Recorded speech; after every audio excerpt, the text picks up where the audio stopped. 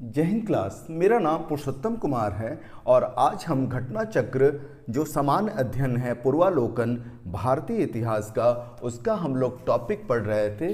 कौन सा टॉपिक पढ़ रहे थे? प्राचीन भारत का इतिहास। प्राचीन भारत का इतिहास जो फर्स्ट चैप्टर है उसका एक सब चैप्टर है सिंधु सभ्यता एवं संस्कृति। ठीक है, तो आज हम इसका पहले नोट्स पढ़ेंगे और उसके बाद इसका क्वेश्चन आंसर आपको शुरुआत कराएंगे। ठीक है, मतलब खत्म कराएंगे। ठीक है जी, सामान्य अध्ययन पूर्वालोकन भारतीय इतिहास। ठीक है जी, चलो फिर शुरुआत करते हैं। सिंधु सभ्यता एवं संस्कृति नोट्स है ना, जो नोट्स होगा उसको हम पहले पढ़ते हैं। सिंधु सभ्यता के लिए साधारणतः 3 नामों का प्रयोग होता है। सिंधु सभ्यता, सिंधु घाटी की सभ्यता और हड़प्पा सभ्यता। ठीक है, हड़प्पा सभ्यता की खोज वर्ष 1921 में भारतीय पुरातत्व सर्वेक्षण के महानिदेशक सर जॉन मार्शल के निर्देशन में राय बहादुर दयाराम साहनी ने किया था। हड़प्पा पाकिस्तान के पंजाब प्रांत के साहिवाल जिले में स्थित है, जबकि मोहनजोदड़ो सिंध प्रांत के लरकाना जिले में स्थित है। ठीक है, पिगट महोदय ने हड़प्पा और मोहनजोदड़ो को एक विस्तृत साम्राज्य की जुड़वा राजधानियां कहा है। हड़प्पा रावी नदी के बाएं तट पर, जबकि मोहनजोदड़ो सिंधु नदी के दाहिने तट पर स्थित है। सर जॉन मार्शल ने सर्वप्रथम इस सभ्यता को सिंधु सभ्यता का नाम दिया। रेडियो कार्बन 14 है ना, रेडियो कार्बन 14 C14 जैसी नवीन विश्लेषण पद्धति के द्वारा हड़प्पा सभ्यता की तिथि 2300 ईसा पूर्व से 1700 ईसा पूर्व मानी गई है, जो सर्वाधिक मान्य तिथि है। लगभग 2300 ईसा पूर्व से 1900 ईसा पूर्व तक यह सभ्यता अपने विकास की पराकाष्ठा पर थी। यह सभ्यता मेसोपोटामिया तथा मिस्र की सभ्यताओं की समकालीन थी। ठीक है जी, विभिन्न विद्वानों ने सिंधु सभ्यता की काला विधि का निर्धारण निम्नवत किया है। ठीक है, विद्वान जो होंगे और उसके निर्धारित काला विधि हैं। ठीक है, जॉन मार्शल का निर्धारित काला विधि है 3250 ईसा पूर्व से 2750 ईसा पूर्व। ठीक है, अर्नेस्ट मैके का है 2800 ईसा पूर्व से 2500 ईसा पूर्व। माधो स्वरूप वत्स का क्या है निर्धारित काला विधि? 3500 ईसा पूर्व से 2000 ईसा पूर्व। उसी तरह गैड का 2350 ईसा पूर्व से 1700 ईसा पूर्व। मार्टिमर व्हीलर का 2500 ईसा पूर्व से 1500 ईसा पूर्व। फेयर सर्विस का 2000 ईसा पूर्व से 1500 ईसा पूर्व है। ठीक है जी, देखो अब तक इस सभ्यता के अवशेष मुख्यतः अफगानिस्तान में सोर्तघोई एवं मुंडी गॉक है ना, जो अफगानिस्तान में है।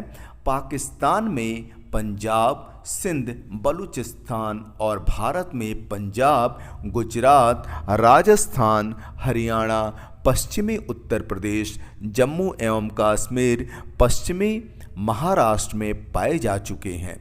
इस सभ्यता का सर्वाधिक पश्चिमी पुरास्थल सुतका केंडोर, बलूचिस्तान, पूर्वी पुरास्थल आलमगीरपुर, पश्चिमी उत्तर प्रदेश, उत्तरी पुरास्थल मांडा जम्मू एंड कश्मीर में जो है, तथा दक्षिणी पुरास्थल दैमाबाद जो महाराष्ट्र है।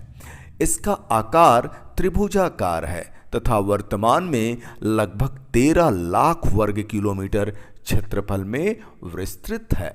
ठीक है, प्राप्त साक्ष्यों से ज्ञात होता है कि हड़प्पा सभ्यता की जनसंख्या एक मिश्रित प्रजाति की थी, जिसमें मुख्यतः 4 प्रजातियां थीं। प्रोटो ऑस्ट्रेलाइड, कॉक्सियन, भूमध्य सागरी जो सेकंड है, भूमध्य सागरी, इंडो यूरोपियन या कैस्पियन, तीसरा है अल्पाइन और चौथा है मंगोलायड। ठीक है, मोहनजोदड़ो के निवासी अधिकांशतः भूमध्य सागरीय प्रजाति के थे। सिंधु सभ्यता के संस्थापकों के संबंध में विद्वानों के विचार, ठीक है, जो विद्वान रहेंगे, और सिंधु सभ्यता के निर्माता के विचार, ठीक है जी। तो विद्वान में पहले आते हैं डॉक्टर लक्ष्मण स्वरूप। तो क्या बोलते हैं, सिंधु सभ्यता के निर्माता किसको मानते हैं, आर्य को, ठीक है। सेकंड है गार्डन चाइल्ड एवं मार्टिमर व्हीलर, किसको मानते हैं सिंधु सभ्यता के निर्माता, सुमेरियन को। और तीसरे जो हैं राखाल दास बनर्जी, वो किसको मानते हैं सिंधु सभ्यता के निर्माता, द्रविड़ को, ठीक है। तो सिंधु घाटी के जिन नगरों की खुदाई की गई उन्हें निम्नलिखित वर्गों में वर्गीकृत किया जा सकता है। पहला है केंद्रीय नगर, दूसरा है तटीय नगर और पतन, एवं तीसरा है अन्य नगर एवं कस्बे। हड़प्पा के टीले या ध्वंसावशेषों के विषय में सर्वप्रथम जानकारी 1826 में चार्ल्स मैसन ने दी। जनवरी 1921 में दयाराम साहनी के नेतृत्व पंजाब पाकिस्तान के वर्तमान साहिवाल जिले में रावी नदी के बाएं तट पर स्थित हड़प्पा का सर्वेक्षण आरंभ हुआ। वर्ष 1926-27 और 1933-34 में माधव स्वरूप वत्स ने तथा वर्ष 1946 में मार्टिमर व्हीलर ने व्यापक स्तर पर उत्खनन कराया। हड़प्पा से प्राप्त 2 टीलों में पूर्वी टीले को नगर टीला तथा पश्चिमी टीले को दुर्ग टीला के नाम से संबोधित किया गया है। यहाँ से 6 कक्षों की 2 पंक्तियों में निर्मित कुल 12 कक्षों वाले एक अन्नागार के अवशेष प्राप्त हुए हैं। हड़प्पा के सामान्य आवास क्षेत्र के दक्षिण में एक ऐसा कब्रिस्तान स्थित है जिसे समाधि R37 नाम दिया गया है। नगर की रक्षा के लिए पश्चिम की ओर स्थित दुर्ग टीले को व्हीलर ने माउंट AB की संज्ञा दी है। इसके अतिरिक्त यहाँ से प्राप्त कुछ अन्य महत्वपूर्ण अवशेषों में एक बर्तन पर बना मछुआरे का चित्र, शंख पर बना बैल, स्त्री के गर्भ से निकला हुआ पौधा जिसे उर्वरता की देवी माना गया है, तांबे का बना इक्का, ईंटों के वृत्ताकार चबूतरे, गेहूं तथा जौ के दानों के अवशेष प्रमुख हैं। सिंधी भाषा में मोहनजोदड़ो का शाब्दिक अर्थ मृतकों का टीला है। सिंध प्रांत के लरकाना जिले में सिंधु नदी के दाहिने तट पर स्थित मोहनजोदड़ो की सर्वप्रथम खोज राखाल दास बनर्जी ने वर्ष 1922 में की थी। मोहनजोदड़ो का सर्वाधिक उल्लेखनीय स्मारक वृहद स्नानागार है। इसकी लंबाई उत्तर से दक्षिण की ओर लगभग 55 मीटर और चौड़ाई पूर्व से पश्चिम दिशा की ओर लगभग 33 मीटर है। इसके मध्य निर्मित स्नान कुंड की उत्तर से दक्षिण लंबाई 39 फीट 11.88 मीटर है, ठीक है जी। चौड़ाई 23 फीट 7.01 मीटर है तथा गहराई 8 फीट मतलब 2.43 मीटर है। यह विशाल स्नानागार धर्मानुष्ठान संबंधी स्नान के लिए था। मार्शल ने इसे तत्कालीन विश्व का एक आश्चर्यजनक निर्माण कहा। सिंधु सभ्यता में अभिलेख युक्त मोहरें सर्वाधिक मोहनजोदड़ो से मिली है, ठीक है। मोहनजोदड़ो की एक अन्य इमारत विशाल अन्नागार है जो 45.72 मीटर लंबा तथा 22.86 मीटर चौड़ा है। बृहद स्नानागार के उत्तर पूर्व में 70.1 इंटू 23.77 मीटर के आकार का एक विशाल भवन के अवशेष मिले हैं। संभवतः यह पुरोहितावास था तथा यहाँ पुरोहितों का विद्यालय स्थित रहा हो। मोहनजोदड़ो की प्रमुख विशेषता उसकी सड़कें थी। मुख्य सड़क 9.15 मीटर चौड़ी थी जिसे राजपथ कहा गया। सड़कें सीधी दिशा में एक दूसरे को समकोण पर काटती हुई नगर को अनेक वर्गाकार अथवा चतुर्भुजाकार खंडों में विभाजित करती थी। सड़कों के एक दूसरे को समकोण पर काटने को ऑक्सफोर्ड सर्कस नाम दिया गया है। मोहनजोदड़ो के पश्चिमी भाग में स्थित दुर्ग टीले को स्तूप टीला भी कहा जाता है, क्योंकि यहाँ पर कुषाण शासकों ने एक स्तूप का निर्माण करवाया था। मोहनजोदड़ो से प्राप्त अन्य अवशेषों में कांसे की बनी नृत्यरत नारी की मूर्ति, पुजारी योगी की मूर्ति, मुद्रा पर अंकित पशुपतिनाथ शिव की मूर्ति, कुंभकारों के 6 भट्टे, सूती कपड़ा, गले हुए तांबे के ढेर, सिपी की बनी हुई पटरी, अंतिम स्तर पर बिखरे हुए एवं कुएं से प्राप्त नर कंकाल, घोड़े के दांत एवं गीली मिट्टी पर कपड़े के साक्ष्य मिले हैं। मोहनजोदड़ो से लगभग 129 किलोमीटर दक्षिण में स्थित चनहूदड़ो की खोज सर्वप्रथम वर्ष 1931 में एनजी मजुमदार ने की थी। वर्ष 1935-36 में इसका उत्खनन मैके ने किया। यहाँ सिंधु संस्कृति के अतिरिक्त उत्तरवर्ती हड़प्पा संस्कृति, जिसे झूकर और झांकर संस्कृति कहते हैं, के अवशेष मिले हैं। संभवतः यह एक औद्योगिकी केंद्र था जहां मड़ीकारी मुहर बनाने, भार माप के बटखरे बनाने का काम होता था। मैको को यहां से मनका बनाने का कारखाना, बीड फैक्ट्री तथा भट्टी प्राप्त हुई थी। यहां से प्राप्त अवशेषों में प्रमुख हैं अलंकृत हाथी, खिलौना एवं कुत्ते की बिल्ली का पीछा करते हुए पद चिन्ह, सौंदर्य प्रसाधनों में प्रयुक्त लिपस्टिक आदि।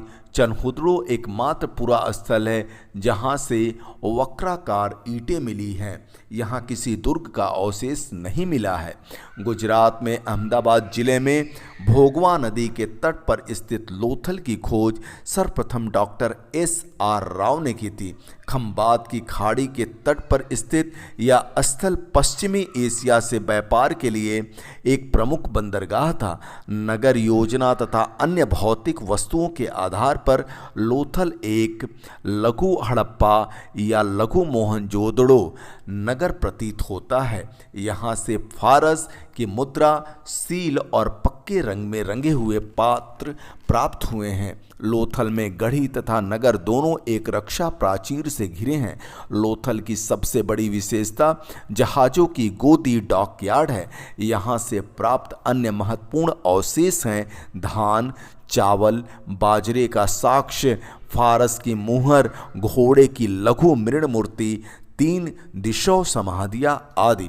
कालीबंगा राजस्थान के हनुमानगढ़, पूर्व में हनुमानगढ़ जिला गंगानगर का भाग था, जिले में स्थित है। इस स्थल की खोज इटली के लुइगी पियो टेस्सीटोरी ने की। हड़प्पा स्थल के रूप में पहचान अमलानंद घोष ने की थी। वर्ष 1960-61 में बीबी लाल एवं BK थापर ने उत्खनन आरंभ किया। यहाँ पूर्वी और पश्चिमी टीला अलग अलग सुरक्षा प्राचीर से घिरे थे। यहाँ पर पश्चिमी दिशा में स्थित दुर्ग वाले टीले पर सिंधु सभ्यता के नीचे पाक सिंधु संस्कृति के पुरावशेष प्राप्त हुए हैं। मोहनजोदड़ो के भवन पक्की ईंटों के बने थे, जबकि कालीबंगा के भवन कच्ची ईंटों के बने थे।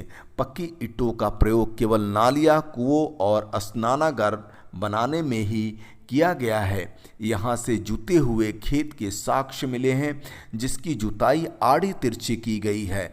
मोहनजोदड़ो एवं हड़प्पा के समान यहाँ से 2 टीले मिले हैं जो सुरक्षा दीवारों से घिरे हैं। पूर्व की ओर स्थित टीला बड़ा, जबकि पश्चिम की तरफ स्थित टीला छोटा था। पश्चिमी टीले को कालीबंगा प्रथम नाम दिया गया। यहाँ से भूकंप आने का साक्ष्य मिला है। दुर्ग या गढ़ी वाले टीले के दक्षिणी अर्धभाग में 4 या 5 कच्ची ईंटों के चबूतरे बने थे। एक चबूतरे पर अग्निकांड कुआं तथा पक्की ईंटों का बना एक आयताकार गर्त था, जिसमें पशुओं की हड्डियां थीं। दूसरे चबूतरे पर 7 अग्निकुंड या वेदिकाएं एक पंक्ति में बनी थी। यहाँ से सील खड़ी तथा मिट्टी की मुहरें एवं मृदभांड के टुकड़े मिले हैं। धौलावीरा गुजरात के कच्छ के रन में अवस्थित है। सर्वप्रथम वर्ष 1967-68 में इसकी खोज JP जोशी ने की थी। वर्ष 1990-91 के दौरान RS बिष्ट द्वारा व्यापक पैमाने पर उत्खनन कार्य प्रारंभ किया गया। यह नगर आयताकार बना था। इस नगर को 3 भागों किला, मध्यनगर तथा निचला नगर में विभाजित किया गया था। यहाँ से एक विशाल जलाशय मिला है। यहाँ के निवासी एक उन्नत जल प्रबंधन व्यवस्था से परिचित थे। यहाँ से हड़प्पा लिपि के बड़े आकार के 10 चिन्हों वाला एक शिलालेख मिला है। सूरकोटड़ा गुजरात के कच्छ जिले में स्थित है। यह नगर 2 दुर्गीकृत भागों, गढ़ी अथवा आवास क्षेत्र में विभाजित था। यहाँ के कब्रिस्तान में कलश समाधान के साक्ष्य मिले हैं। यहाँ घोड़े की कुछ हड्डियों के साक्ष्य मिले हैं। दैमाबाद महाराष्ट्र के अहमदनगर जिले में प्रवरा नदी के बाएं किनारे पर स्थित है। यह सिंधु सभ्यता का सबसे दक्षिणी स्थल है। यहाँ से रथ चलाते हुए मनुष्य, सांड, गैंडे आदि की आकृतियाँ प्राप्त हुई हैं। यहाँ से कुछ मृदभांड, सिंधु लिपि की एक मुहर, तस्तरी, प्याले आदि के साक्ष्य प्राप्त हुए हैं। राखीगढ़ी हरियाणा के हिसार जिले में घग्गर नदी के किनारे स्थित है। यह नवीनतम शोधों के अनुसार सबसे बड़ी सिंधु स्थल है। रोपड़ पंजाब सतलज नदी के बाएं तट पर स्थित है। इसका आधुनिक नाम रूपनगर है। वर्ष 1950 में इसकी खोज बीबी लाल ने तथा वर्ष 1953-55 के दौरान यज्ञदत्त शर्मा ने इसकी खुदाई करवाई। यहाँ से मृदभांड, सेलखंडी की मुहर, चट के बटखरे, एक छुरा, तांबे के वाणाग्र तथा कुल्हाड़ी आदि प्राप्त हुए हैं। यहाँ से मनुष्य के साथ पालतू कुत्ता के दफनाने जाने का साक्ष्य मिला है। रंगपुर गुजरात के सौराष्ट्र क्षेत्र में है। यहाँ से पाक हड़प्पा और उत्तर हड़प्पा कालीन सभ्यता के साक्ष्य मिले हैं। यहाँ से प्राप्त वनस्पति अवशेष के आधार पर कहा जा सकता है कि वे लोग चावल, बाजरा एवं ज्वार की खेती करते थे। सिंधु सभ्यता के प्रमुख स्थल और उनसे संबंधित नदी। ठीक है, एक जगह स्थल दिया गया है, एक जगह नदी दिया गया है। तो हड़प्पा रावी नदी, ठीक है, मोहनजोदड़ो सिंधु नदी, कालीबंगा, घग्गर, लोथल, भोगवा, रोपड़, सतलज, मांडा, चिनाब, दैमाबाद, प्रवरा, आलमगीरपुर, हिंडन, सुतका गेंडोर, दास्त या दाश्क, ठीक है जी, भगवानपुरा, सरस्वती। ठीक है, आलमगीरपुर उत्तर प्रदेश के मेरठ जिले में हिंडन नदी के किनारे स्थित है। यहाँ से खुदाई में मृदभांड एवं मनके मिले हैं। कुछ बर्तनों पर त्रिभुज, मोर, गिलहरी आदि की चित्रकारियाँ मिलती हैं। हुलास उत्तर प्रदेश के सहारनपुर जिले में स्थित है। यहाँ से कांचली मिट्टी के मनके, चूड़ियाँ, खिलौना, गाड़ी आदि मिले हैं। सिंधु लिपि युक्त एक ठप्पा का भी साक्ष्य मिला है। देसलपुर से एक रक्षा प्राचीर मिला है। सुतका गेंडोर स्थित दक्षिण बलूचिस्तान में दास्क नदी के किनारे स्थित है। इसकी पहचान हड़प्पा स्थल के रूप में वर्ष 1927 में ऑरेल स्टिन ने की थी। इसका दुर्ग एक प्राकृतिक चट्टान के ऊपर स्थित था। यहाँ से मृदभांड, एक ताम्र निर्मित वाणाग्र, ताम्र निर्मित ब्लेड के टुकड़े, तिकोने, ठिकरे तथा मिट्टी की चूड़ियों के अवशेष प्राप्त हुए हैं। सुतका गेंडोर के पूर्व में स्थित है। वर्ष 1962 में इसकी खोज G.F. डेल्स द्वारा की गई। यहाँ से 2 टीले मिले हैं जिसके आकार सुतका गेंडोर जैसे ही हैं। बलूचिस्तान के दक्षिणी तटवर्ती पट्टी पर स्थित बालाकोट एक बंदरगाह के रूप में कार्य करता था। यहाँ से हड़प्पा पूर्व एवं हड़प्पा कालीन अवशेष प्राप्त हुए हैं। इसकी नगर योजना सुनियोजित थी। भवनों के निर्माण में कच्ची ईंटों का, जबकि नालियों के निर्माण में पक्की ईंटों का प्रयोग किया जाता था। यहाँ का सबसे समृद्ध उद्योग सीप उद्योग था। यहाँ से काफ़ी मात्रा में सीप से बनी चूड़ियों के टुकड़े मिले हैं। बनावली हरियाणा के फतेहाबाद पूर्व में हिसार का भाग था जिले में स्थित है। वर्ष 1974-77 में R.S. बेस्ट द्वारा इस स्थल का उत्खनन करवाया गया। यहाँ से संस्कृति के 3 स्तर प्रकाश में आए: पार्क सिंधु, विकसित सिंधु और उत्तर सिंधु एवं उत्तर सिंधु यहाँ की सड़कें नगर को तारांकित स्टार शेप्ड भागों में विभाजित करती हैं। यहाँ से मोहरे, बटखरे, लाजवर्द तथा कार्नेलियन के मन के हल्की आकृति के खिलौने, तांबे के वाड़ाग्र आदि के साक्ष्य मिले हैं। भगवानपुरा हरियाणा के कुरुक्षेत्र जिले में सरस्वती नदी के दक्षिण किनारे पर स्थित है। जेपी जोशी ने इसका उत्खनन करवाया था। यहाँ प्राप्त प्रमुख अवशेषों में सफ़ेद, काले तथा आसमानी रंग की कांच की चूड़ियाँ, तांबे की चूड़ियाँ, कांच की मिट्टी के चित्रित मनके आदि हैं। मांडा जम्मू एवं कश्मीर में चिनाब नदी के दक्षिणी किनारे पर स्थित है। वर्ष 1982 में इसका उत्खनन जेपी जोशी तथा मधु बाला द्वारा करवाया गया था। उत्खनन से यहाँ 3 सांस्कृतिक स्तर प्राप्त हुए हैं: पार्क सिंधु, विकसित सिंधु एवं उत्तरकालीन सिंधु। यहाँ से मिट्टी के ठीकरे, हड्डी के नुकीले वाणाग्र, चर्ड ब्लेड, कांस्य निर्मित पेचदार पिन तथा एक आधी अधूरी मोहर आदि के अवशेष प्राप्त हुए हैं। उत्तर प्रदेश के बागपत जिले में बारोट तहसील के सिनौली नामक हड़प्पनपुरा स्थल से क्रमबद्ध रूप से 125 मानव समाधान प्राप्त हुए हैं, जिनकी दिशा उत्तर से दक्षिण है। मिस्र की सभ्यता का विकास नील नदी की द्रोणी में हुआ। मिस्र को नील नदी का उपहार कहा जाता है, क्योंकि इस नदी के अभाव में यह भूभाग रेगिस्तान होता। सुमेरियन सभ्यता के लोग प्राचीन विश्व के प्रथम लिपि आविष्कर्ता थे। खुदाई से प्राप्त बहुसंख्यक नारी मूर्तियों से अनुमान लगाया जाता है कि सिंधु सभ्यता मार्ग सत्तात्मक थी। सिंधु लोग शाकाहारी तथा मांसाहारी दोनों प्रकार के भोजन करते थे। उनके वस्त्र ऊनी और सूती दोनों प्रकार के होते थे। कंठहार, कर्णफूल, कड़ा, भुजबंद, अंगूठी, हंसुली, करगनी आदि आभूषण पहने जाते थे। नौसारों से स्त्रियों के मांग में सिंदूर के प्रमाण मिले हैं, जो हिंदू धर्म में सुहाग का प्रतीक है। सिंधु काल में पासा प्रमुख खेल था। सिंधु घाटी सभ्यता के लोगों के मुख्य खाद्यान्न गेहूं और जौ थे। रंगपुर से धान की भूसी तथा लोथल से चावल के अवशेष मिले हैं। लोथल से वृत्ताकार चक्की के 2 पाट मिले हैं। सूती वस्त्रों के अवशेषों से यह निष्कर्ष निकाला जाता है कि यहाँ के निवासी कपास उगाना जानते थे। सर्वप्रथम सिंधु निवासियों ने कपास की खेती प्रारंभ किया था। भारत से कपास ग्रीस गई, जिसे वहाँ के लोग सिंडन के नाम से पुकारते थे। भारत में कपास की खेती का प्रारंभ 3000 ईसा पूर्व में किया गया, जबकि मिस्र में इसकी खेती 2500 ईसा पूर्व के लगभग शुरू की गई।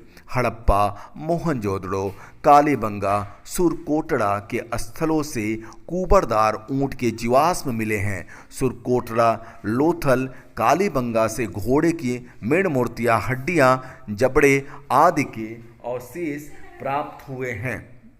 सिंधु सभ्यता का प्रमुख उद्योग वस्त्र उद्योग था। मोहनजोदड़ो के तांबे के 2 उपकरणों से लिपटा हुआ सूती धागा एवं कपड़ा प्राप्त हुआ है। लोथल अथवा चनहुदड़ों में मनके बनाने का कार्य होता था। लोथल तथा बालाकोट सीप उद्योग के लिए प्रसिद्ध थे।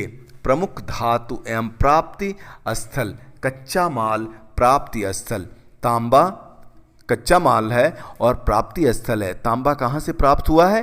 खेतड़ी राजस्थान, बलूचिस्तान एवं ओमान। लाजवर्द कहाँ से? बदख्शा से अफगानिस्तान में जो है। टीन ईरान अफगानिस्तान से। चांदी राजस्थान की जावर एवं अजमेर खानों से, अफगानिस्तान एवं ईरान से। सीसा ईरान, अफगानिस्तान और अजमेर राजस्थान से। शिलाजीत हिमालय से। गोमेद गुजरात से। सोना दक्षिण भारत कर्नाटक से। सिंधु निवासियों का आंतरिक एवं व्यापार उन्नत अवस्था में था। सिक्कों का प्रचलन नहीं था तथा क्रय विक्रय वस्तु विनिमय द्वारा किया जाता था। लोथल एवं मोहनजोदड़ो से हाथी दांत के बने तराजू के पलड़े मिले हैं। उनके बाट मुख्यतः घनाकार होते थे। कुछ बाट बेलनाकार, ढोलाकार, वर्तुलाकार प्रकार के भी मिले हैं। सारगोन युगीन सुमेरियन लेख से ज्ञात होता है कि मेलुहा, दिलमुन तथा मगन के साथ मेसोपोटामिया के व्यापारिक संबंध थे। मेलुहा की पहचान सिंधु क्षेत्र से की गई है।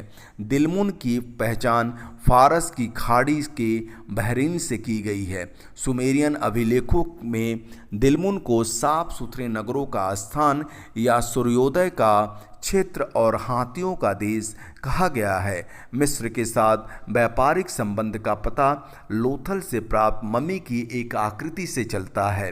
सिंधु सभ्यता में मूर्तिकला, वास्तुकला, उत्कीर्ण कला, मृदभांड कला आदि के उन्नत होने के प्रमाण मिले हैं। मोहनजोदड़ो से एक संयुक्त पशु मूर्ति प्राप्त हुई है जिसमें शरीर भेड़ का तथा मस्तक सूंडदार हाथी का है। हड़प्पा की पाषाण मूर्तियों में 2 सिर रहित मानव मूर्तियां उल्लेखनीय हैं। धातु मूर्तियां लुप्त मोम या मधु चेस्ट विधि लॉस्ट वैक्स से बनाई जाती थी। मोहनजोदड़ो से प्राप्त नर्तकी की कांस्य मूर्ति अत्यंत प्रसिद्ध है। लोथल से कुत्ते तथा कालीबंगा से ताम्र मूर्ति प्राप्त हुई है। चन्हुद्रो से प्राप्त इक्का गाड़ी एवं बैलगाड़ी की मूर्तियां उल्लेखनीय हैं। मेढ़ मूर्तियां पुरुषों, स्त्रियों और पशु पक्षियों की प्राप्त हुई है। मानव मूर्तियां अधिकतर स्त्रियों की है। सर्वाधिक मृण मूर्तियां पशु पक्षियों की प्राप्त हुई हैं। संध्यो काल में सर्वाधिक मोहरें सेलखड़ी की बनी हैं। इसके अतिरिक्त कांचले मिट्टी, चर्ट, गोमेद मिट्टी आदि की बनी मोहरें भी हैं। अधिकांश मोहरें वर्गाकार या चौकोर हैं, किंतु कुछ मोहरें घनाकार, गोलाकार अथवा बेलनाकार भी हैं। सिंधु सभ्यता की मोहरों पर सर्वाधिक अंकन एक श्रृंगी पशु का है। उसके बाद कुबड़ वाले बैलों का है। पशुपति शिव का प्रमाण मोहनजोदड़ो से प्राप्त एक मोहर है जिस पर योगी की आकृति बनी है। उस योगी की बाईं ओर बाघ और हाथी तथा दाईं ओर गैंडा और भैंसा चित्रित किए गए हैं। सिंहासन के नीचे 2 हिरन भी बने हैं। योगी के सिर पर एक त्रिशूल जैसा आभूषण है तथा उसके 3 मुख हैं। मार्शल महोदय ने इसे रुद्र शिव से संबंधित किया है। सिंधु मृदभांड मुख्यतः लाल या गुलाबी रंग के हैं।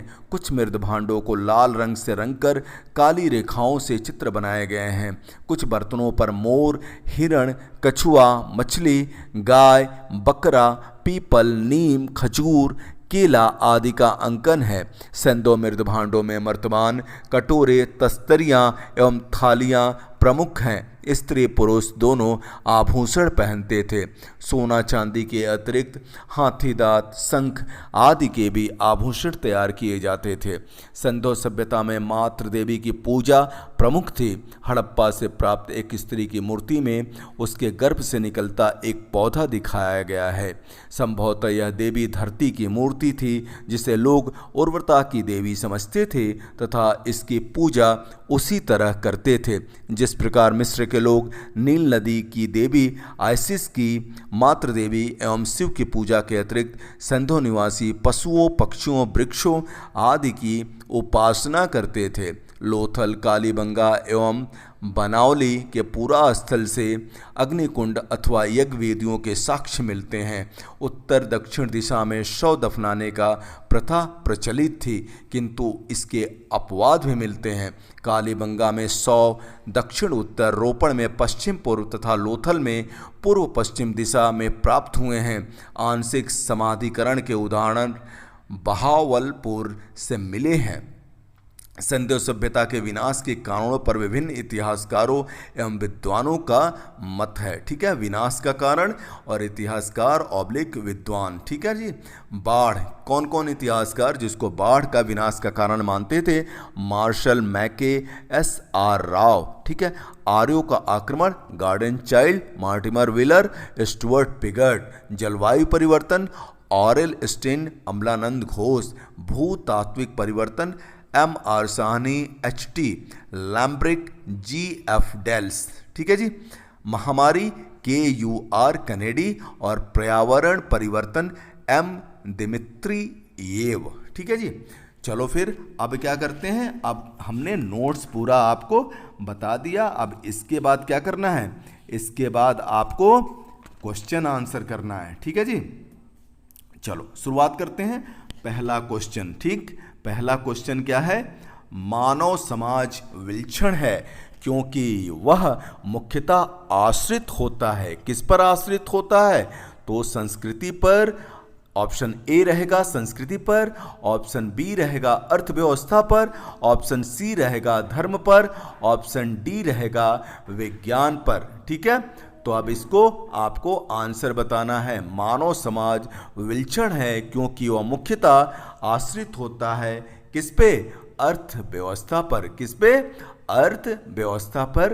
तो ऑप्शन बी सही हो जाएगा। ठीक है, मानव समाज विलक्षण या विशिष्ट होता है क्योंकि वह मुख्यतः अर्थव्यवस्था पर आश्रित होता है।